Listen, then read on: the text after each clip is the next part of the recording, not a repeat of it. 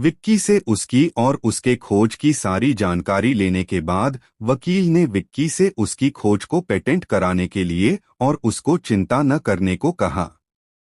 उसके बाद विक्की और अमित अपनी साइकिल उठाकर वहां से अपने अपने घर चले गए। एक हॉल के अंदर बैठा हुआ वो शख्स एक नामी यूनिवर्सिटी का डीन था और वो एलएस यूनिवर्सिटी और किसी की नहीं बल्कि शाह ग्रुप के ऑनर विक्की उर्फ विक्रम शाह की थी। विक्की अब पहले वाला विक्की नहीं रह गया था। पूरे 6 साल बीत गए थे। समय के साथ विक्की और उससे जुड़ी हर चीज में बदलाव आ चुका था। विक्की अब मिडिल क्लास नहीं था। विक्की की अपने दिमाग और अपनी मेहनत के बल पर दुनिया के टॉप 10 अमीरों में गिनती होती थी। विक्की का बचपन से ही बिजनेस माइंडसेट था। इसलिए जब विक्की की खोज पूरी दुनिया में मशहूर हो गई तो उसने उसी समय अपने बिजनेस माइंडसेट और मेहनत के दम पर शाह ग्रुप की नींव रखी थी। एलएस यूनिवर्सिटी विक्की की यूनिवर्सिटी थी। उसने अपनी यूनिवर्सिटी का नाम अपनी मां के नाम पर रखा था। एल यानी लता और एस यानी शाह। उसका पूरा नाम लता शाह यूनिवर्सिटी था। विक्की आज दिल्ली में स्थित उसकी यूनिवर्सिटी का दौरा करने जाने वाला था। विक्की शाह ग्रुप का अकेला मालिक था। उसने ये अंपायर अपने बलबूते पर खड़ा किया था। विक्की के भारत के लगभग हर शहर में घर, होटल, विला थे और उसका पूरी इंडिया में ही नहीं बल्कि विदेशों में भी व्यापार फैला हुआ था। वो अपने लखनऊ वाले विला पर अपनी मां के साथ ही रहता था। आज उसे दौरे पर दिल्ली जाना था, इसलिए विक्की आज जल्दी उठ गया था और इस समय वो तैयार हो रहा था। विक्की की मां एक प्लेट लेकर अंदर विक्की के बेडरूम में आ गईं। बेटा तू तैयार हो गया? अच्छा, अपना माथा मेरी तरफ कर। विक्की की मां ने इतना कहकर जो वो प्लेट लेकर आई थीं उस प्लेट में से रोली का टीका लेकर विक्की के माथे पर लगाने के साथ ही कुछ चावल के दाने उस पर छिड़क दिए। बेटा दिल्ली पहुंचकर सबसे पहले मुझे फोन करना, लता ने विक्की से कहा। ठीक है मां, एयरपोर्ट से बाहर जाने के बाद सबसे पहले आपको ही फोन करूंगा। और वैसे भी मां, अब आपको मेरी चिंता नहीं करनी चाहिए। देखो अब तो मैं कितना बड़ा हो गया हूं। मां, आपका बेटा अपना ध्यान अच्छी तरह रख सकता है। बस मां, जब तक मैं लौट के न आ जाऊं आप अपना और चाचा जी का ध्यान ठीक से रखना, विक्की ने अपनी मां लता से कहा। हाँ वो तो है, मेरा बेटा अब काफी बड़ा और बड़ा आदमी हो गया है। तू चाहे कितना भी बड़ा हो जा बेटा, पर मेरे लिए तू हमेशा मेरा वो छोटा सा विक्की ही रहेगा। और चिंता तो हर माँ को होती है बेटा, मैं ही एक अकेली नहीं हूँ। अच्छा अपना मुंह खोल ले, ये पेड़े लेकर आई थी तेरे लिए, कुछ मीठा करके घर से बाहर जाते हैं। लता विक्की के मुंह में पेड़ा बढ़ाते हुए बोली। अच्छा माँ, अब मैं एयरपोर्ट के लिए निकलता हूँ। आप अपना ध्यान रखना और किसी भी चीज की जरूरत हो तो बलराम अंकल को बोल देना। विक्की ने अपने माँ के पैर छुए और एयरपोर्ट के लिए रवाना होने लगा। बलराम विक्की के स्वर्गीय पिता के दोस्त कम भाई थे। बलराम अंकल की उम्र लगभग 50 साल की रही होगी।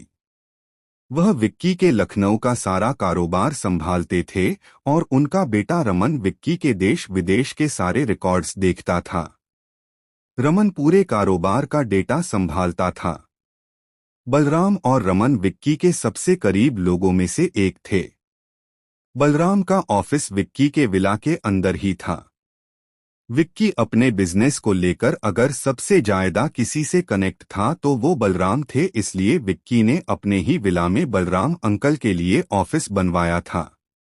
जब भी विक्की को कुछ भी अपने व्यापार से संबंधित जानना होता तो वो उन्हीं के ऑफिस चला जाता था।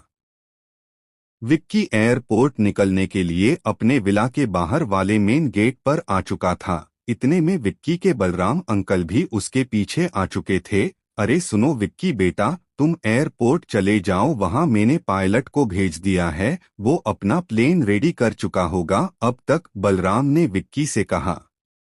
अंकल, आप पायलट को वापस बुला लो, मैंने अपनी टिकट बिजनेस क्लास में करा ली है। एक्चुअली अंकल, मेरा मन भी नहीं था अपने प्राइवेट प्लेन में जाने का, वहां अकेले मैं बोर हो जाऊंगा, विक्की ने बलराम से कहा। विक्की को नए नए लोगों से मिलना काफी अच्छा लगता था। वो अपने प्राइवेट में अकेले बोर नहीं होना चाहता था, इसलिए उसने बलराम अंकल से मना कर दिया। विक्की चाहे कितना भी बड़ा आदमी क्यों ना हो गया हो, विक्की पहले की तरह अपनी जमीन से जुड़ा रहना चाहता था। विक्की को उसकी उम्र के और रहीश जादों की तरह जायदा शो ऑफ भी नहीं करना आता था। विक्की की सोच उसकी मां के दिए हुए संस्कार से जुड़ी हुई थी। बलराम भी जानते थे कि विक्की को अपने हिसाब से काम करना अच्छा लगता था। बलराम भी विक्की की सोच को काफी हद तक समझते थे।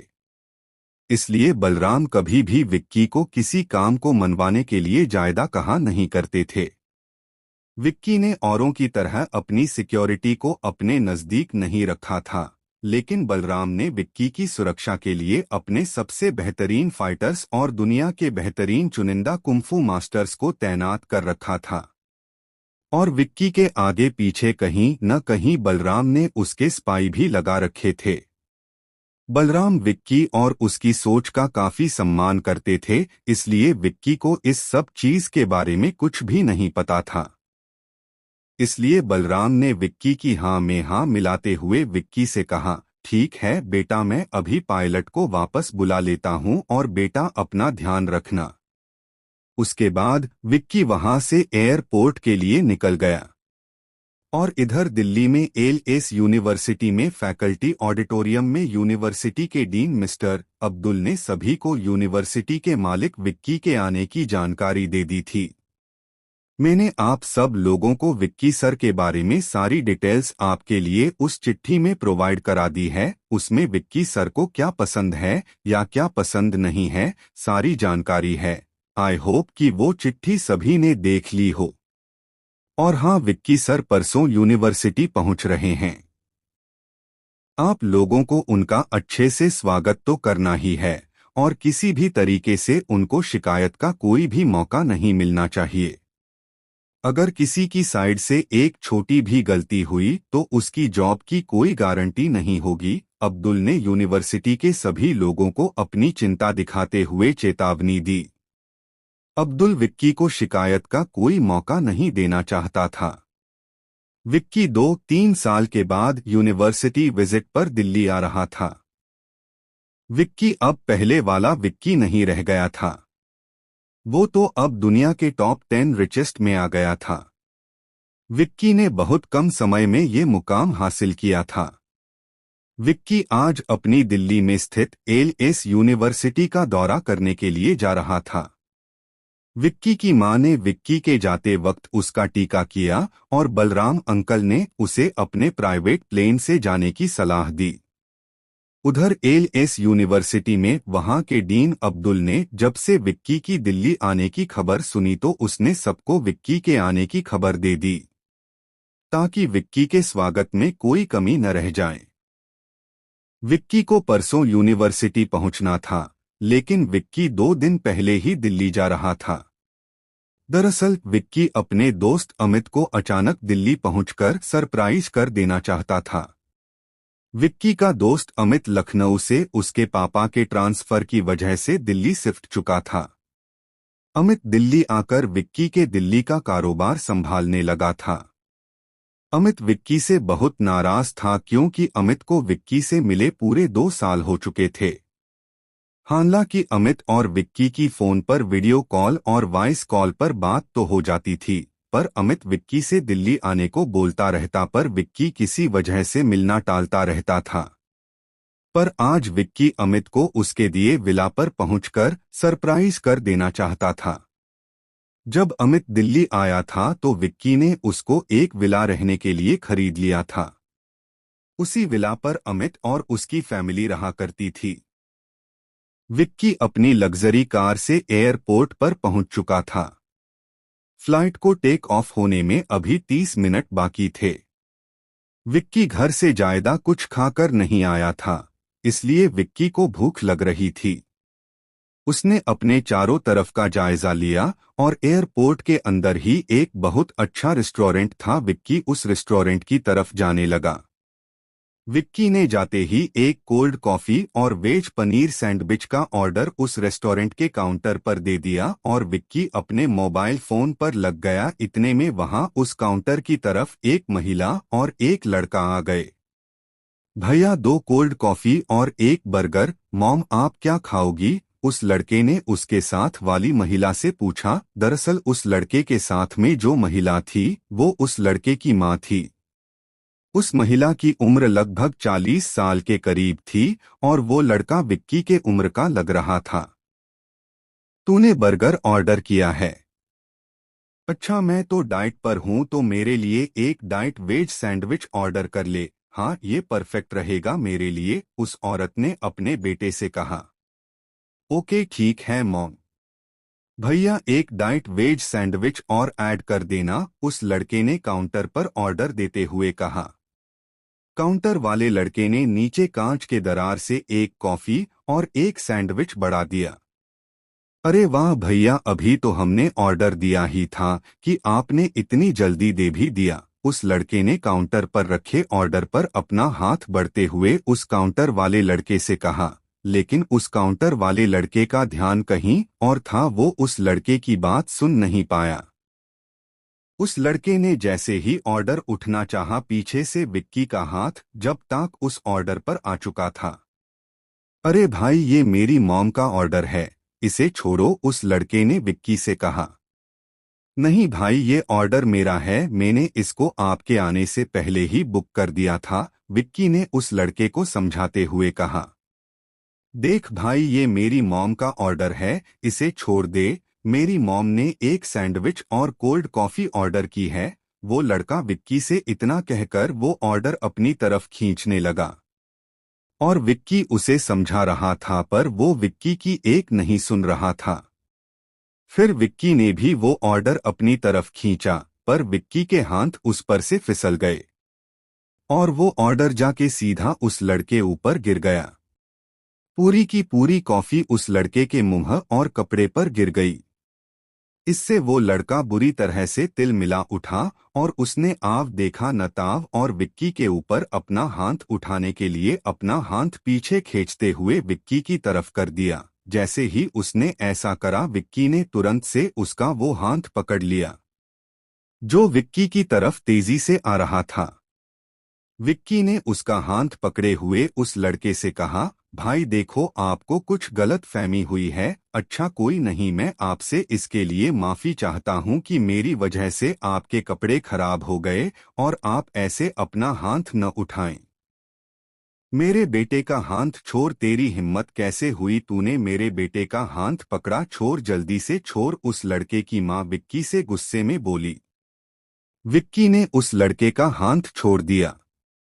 जैसे ही विक्की ने उस लड़के का हाथ छोड़, उस लड़के ने विक्की पर गुस्से से फिर हाथ उठना चाहा। अबे साले, तेरी इतनी हिम्मत कि तू मेरा हाथ पकड़े? वो लड़का अपना हाथ विक्की पर उठते हुए बोला ही था कि उसकी चीखने की आवाज और उसकी चीख से कुछ मिलीसेकंड पहले एक दमदार मुक्के की आवाज पूरे रेस्टोरेंट में गूंज गई। बेटा ठीक तो है? तूने मेरे बेटे को मारा? अभी रुक तू, बेटा ठीक है तू? उस लड़के की मां ने विक्की से कहा। इससे पहले कि वो लड़का विक्की को कोई नुकसान पहुंचता, विक्की ने अपने सेल्फ डिफेंस में उस लड़के के पेट में एक जोरदार मुक्का जड़ दिया था। वो लड़का जमीन पर गिरा हुआ दर्द से कराह था। उस लड़के की मां अपने बेटे की पीठ को सहला रही थी और उससे उसका हाल जानने के लिए बार बार सवाल पूछ रही थी। कोई एम्बुलेंस बुलाओ और पुलिस को भी। वहां एयरपोर्ट पर ही स्थित इमरजेंसी की सूचना पाकर वहां के ही डॉक्टर्स आ गए। सब लोगों की भीड़ वहां जमा हो गई। विक्की की नजर उसके मोबाइल फोन पर पड़ी तो उसकी फ्लाइट का भी टाइम हो चुका था। वहां भीड़ और डॉक्टर्स की वजह से विक्की उस स्पॉट से पीछे आ चुका था। विक्की ने अपने मन में सोचा, यह ठीक समय है, मैं इधर से निकल लेता हूं, वरना अगर फ्लाइट छूटी तो मुझे अपने प्राइवेट प्लेन ही जाना पड़ेगा और ऐसा मैं नहीं चाहता। विक्की मौका देखकर वहां से निकल गया और अपने फ्लाइट की तरफ जाने लगा। विक्की इस सारे बाकिये को सोचता हुआ अपने प्लेन पर चढ़ गया। विक्की दिल्ली जाने के लिए फ्लाइट पकड़ने एयरपोर्ट चला जाता है और बलराम से अपने प्राइवेट प्लेन में जाने से मना कर देता है। एयरपोर्ट पर उसे थोड़ी बहुत भूख लगती है तो वह वहां के एक रेस्टोरेंट में चला जाता है और वहां विक्की की एक लड़के से खाने के ऑर्डर को लेकर बहस छिड़ जाती है। तभी उस लड़के की मां भी विक्की को ही उसके ऊपर गिरी कॉफी के लिए सुना देती है। बात इतनी बढ़ जाती है कि विक्की अपने बचाव में उस लड़के के पेट में मुक्का जड़ देता है। वो लड़का नीचे जमीन पर गिरकर करहाने लगता है। उसकी ये हालत देखकर वहां मौजूद लोग उसकी मदद के लिए आते हैं।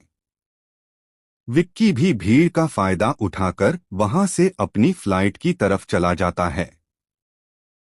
Sir your ticket please, air hostess ने मुस्कराते हुए विक्की से कहा। विक्की ने अपनी जेब से अपना टिकट निकालकर उस एयर होस्टेस को दे दिया।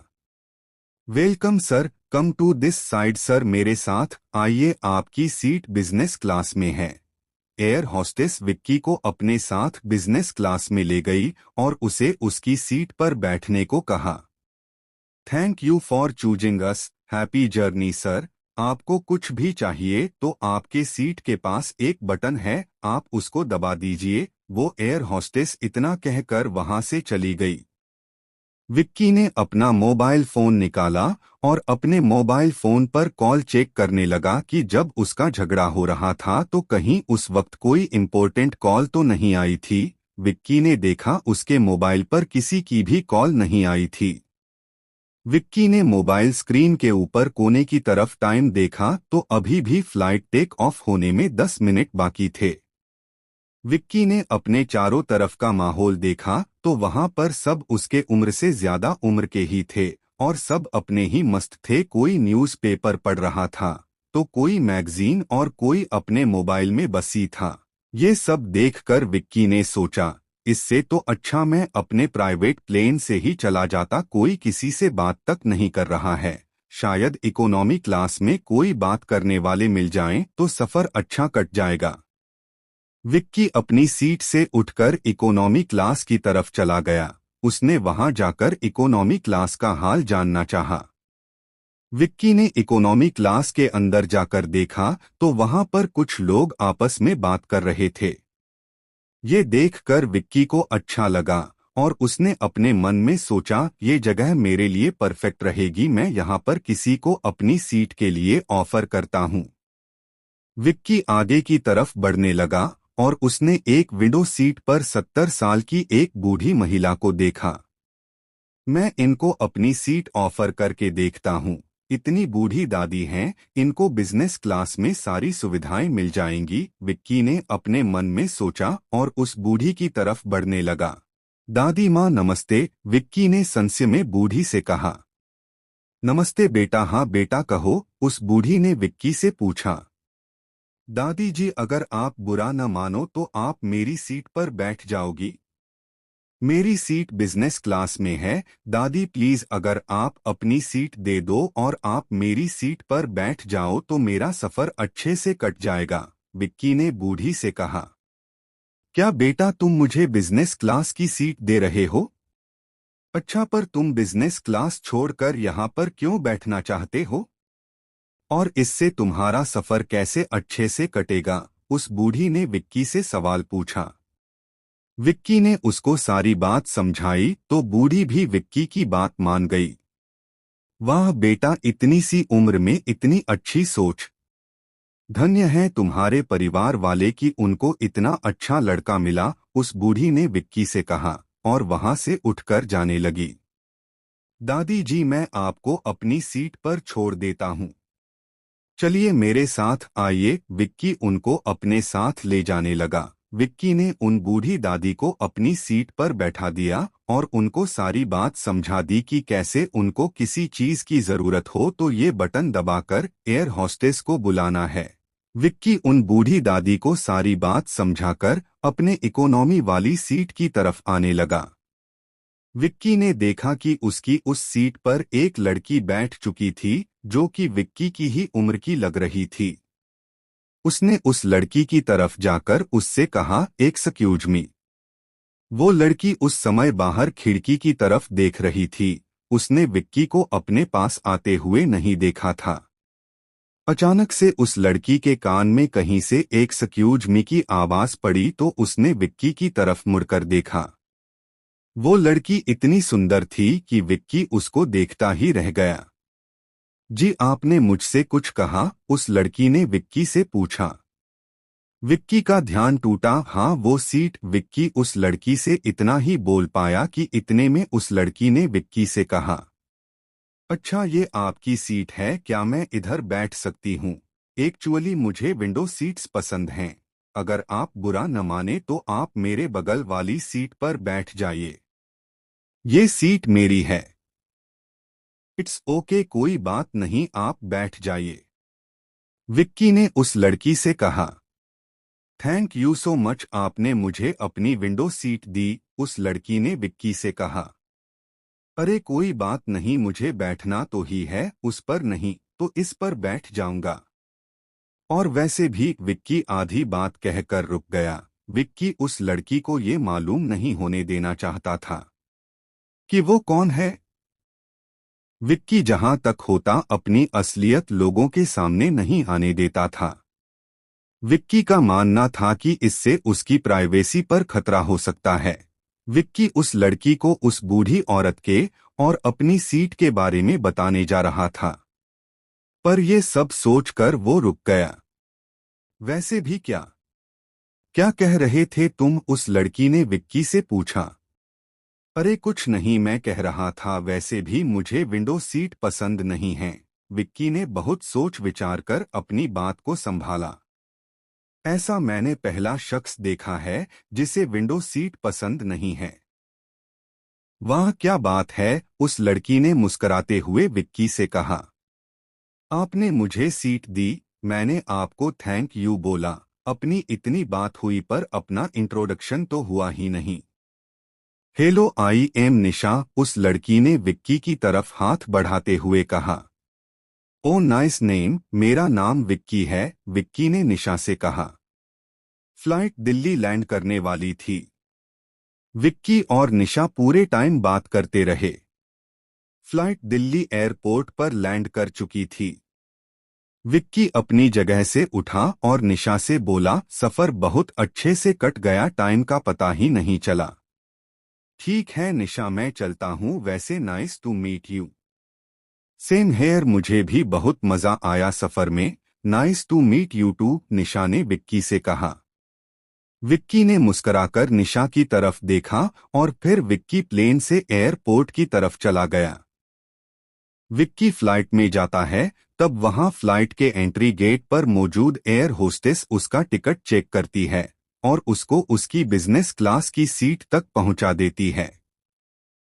विक्की को बिजनेस क्लास में अकेला और बोरिंग फील होता है, इसलिए वो अपनी सीट इकोनॉमी क्लास में एक 70 साल के करीबन महिला से चेंज कर लेता है। विक्की इस बुजुर्ग महिला को अपने साथ ले जाकर अपनी सीट पर बिठाता है और जब वो वापस आता है तो उसकी विंडो सीट पर तो उसको कोई लड़की बैठी दिखती है। विक्की और उस लड़की में काफी बातें होती हैं और जब फ्लाइट लैंड कर जाती है तो विक्की उसको बाय बोलकर बाहर आ जाता है। निशा विक्की को बाय बोलकर अपना हैंड बैग और शोल्डर बैग उठाने में लग जाती है। उधर विक्की भी एयरपोर्ट के बाहर जाने लगता है। निशा ने विक्की को बाय तो बोल दिया था, पर विक्की के जाने के बाद से निशा के दिल में निशा को कुछ खालीपन सा महसूस हो रहा था। निशा को विक्की का यूं चले जाना ऐसा लग रहा था मानो कि निशा से निशा के शरीर का कोई हिस्सा अलग हो गया हो।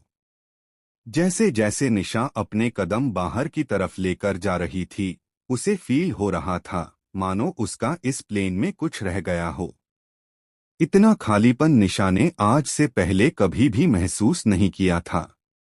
जब निशा ने विक्की को पहली बार मुड़कर देखा था, तब निशा विक्की के लुक्स और उसकी पर्सनैलिटी को देखकर काफी इम्प्रेस हो गई थी। पर निशा ने ऐसा कभी नहीं सोचा था कि जरा सी देर की बातचीत और मुलाकात से उसके दिल में बेचैनी हो सकती थी।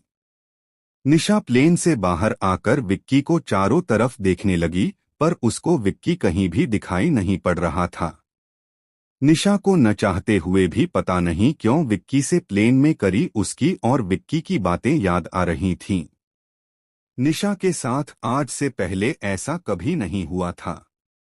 मुझे ये क्या हो गया है, आज से पहले तो मेरे साथ ऐसा कुछ भी नहीं हुआ। मैं विक्की को इतना मिस क्यों कर रही हूँ? निशा ये सब अपने मन में सोची जा रही थी। निशा ने अपने हैंड बैग के अंदर से पानी की बोतल निकाली और उससे थोड़ी दूरी पर पड़ी एक बेंच पर जाकर बैठ गई। उसने अपनी पानी की बोतल का ढक्कन खोला और पानी पीने लगी। विक्की एयरपोर्ट के बाहर पहुंचने ही वाला था कि उसकी नज़र सामने एयरपोर्ट एग्जिट पर किसी लड़के के हाथ में बोर्ड पकड़े हुए पड़ी। विक्की जैसे जैसे उसके करीब जा रहा था तो उसको वह लड़का देखा हुआ सा मालूम पड़ रहा था। विक्की उस लड़के के थोड़ा और नजदीक पहुंचा। अमित, इसको किसने खबर दी मेरे आने की? ये यहाँ कैसे? विक्की ने अपने मन में सोचा। अभी एकदम से इसके सामने जाना ठीक नहीं रहेगा। मेरा तो प्लान इसको सरप्राइज करना था। नहीं, ऐसा नहीं हो सकता। मैंने तो घर पर सबसे मना कर दिया था कि अमित को पता न चले मैं दिल्ली आ रहा हूँ। शायद अमित यहाँ किसी और काम से आया होगा। क्यों न मैं अमित को अभी उसके पीछे से जाकर उसे सरप्राइज कर दूं। विक्की ये सब अपने आप से बुदबुदाए जा रहा था। विक्की अमित को सरप्राइज करना चाहता था। वो इसलिए दूसरी तरफ से मुड़कर अमित के पीछे तक पहुंच जाना चाहता था। विक्की अमित के पीछे पहुंच चुका था, लेकिन अमित सामने रनवे की तरफ से आने वाले लोगों को ही देखा जा रहा था। उसका ध्यान कहीं और जाने का नाम ही नहीं ले रहा था। विक्की ने पीछे से अमित से कंधे पर अपना हाथ रखा। अरे कौन है बाबा? अमित इतना कहकर पीछे की तरफ मुड़ा। विक्की सही में तू है या मैं कोई सपना देख रहा हूँ? अमित ने विक्की को छूकर देखा। अबे तू इधर कैसे? अमित इतना कहते ही विक्की के गले लग गया। आंटी भी आई हैं क्या? अबे मुझे बताया नहीं तूने। वो तो अच्छा हुआ मैं एयरपोर्ट पर ही हूँ। तू फिर ऑटो रिक्शा से आता, मेरी तो घर पर डांट पड़ती तगड़ी वाली। और तूने तो मुझे चौंका ही दिया। अमित ने विक्की से कहा। नहीं, माँ तो लखनऊ में ही हैं। मैं भी यहाँ 3-4 दिन के लिए ही आया हूँ। मुझे तुझसे मिलना था। और घर पर अंकल आंटी कैसे हैं? और गौरी बहना कैसी है? विक्की ने अमित से कहा। गौरी अमित की बहन का नाम था। मम्मी पापा और गौरी सब ठीक हैं। पहले तू बता, सही में तू मुझसे मिलने आया है? सच बता, अमित ने विक्की से कहा। अरे हाँ बाबा, तुझी से मिलने आया हूँ। और इसी बहाने दिल्ली में स्थित अपनी जितनी प्लेसेस हैं उसमें से कुछ पर विजिट करके वहाँ के हाल देख लेंगे, विक्की ने अमित से कहा। विक्की और अमित आपस में बात कर ही रहे होते हैं कि पीछे से किसी ने अमित को आवाज लगाई। अमित भैया। अमित ने उस दिशा में देखा जहां से आवाज आई। अरे निशा, तुम आ गई। लाओ अपना बैग मुझे दो, अमित ने निशा से कहा। ये निशा वही लड़की थी जिसकी मुलाकात विक्की से प्लेन में हुई थी। निशा अमित की बहन गौरी की फ्रेंड थी। निशा भी लखनऊ में गौरी के साथ ही पढ़ा करती थी। आज वो अपनी सहेली से मिलने लखनऊ से दिल्ली आई थी। निशा ने अपना बैग अमित को दे दिया। तभी निशा की निगाह विक्की की तरफ गई। हाय विक्की, तुम गए नहीं अभी? निशा ने विक्की से पूछा। विक्की ने निशा को अमित से मिलते हुए देख लिया था, पर निशा को नहीं पता था कि विक्की अमित के साथ था। एक्चुअली मैं अपने दोस्त अमित के साथ जाऊंगा, विक्की ने निशा से कहा। अमित भैया? अच्छा, अमित भैया तुम्हारे दोस्त हैं? निशा ने विक्की से कहा। हाँ, अमित मेरा दोस्त नहीं बल्कि मेरा बेस्ट फ्रेंड है। हम दोनों बचपन से एक साथ पढ़े हैं। विक्की ने निशा से कहा। निशा और विक्की बातों में इतना मगन हो गए कि दोनों अमित को तो भूल ही गए। तुम दोनों एक दूसरे को जानते हो क्या? अमित ने विक्की और निशा की तरफ देखते हुए उन दोनों से पूछा।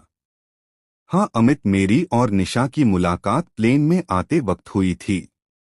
वहीं पर थोड़ी जान पहचान हो गई। दरअसल हम दोनों की सीटें एक पास ही थीं। विक्की ने अमित को अपनी और निशा से कैसे और कहाँ मुलाकात हुई उसके बारे में बताया। अच्छा तो ये बात है। चलो सब लोग गाड़ी में बैठो, बाकी की बातें घर पर पहुंच के करते हैं, अमित ने उन दोनों से कहा। और अमित ने निशा का बैग अपनी गाड़ी की डिक्की में रखा और घर के लिए चल दिए। विक्की और निशा दोनों ही रनवे के बाहर आ जाते हैं। विक्की निशा से काफी आगे निकल जाता है।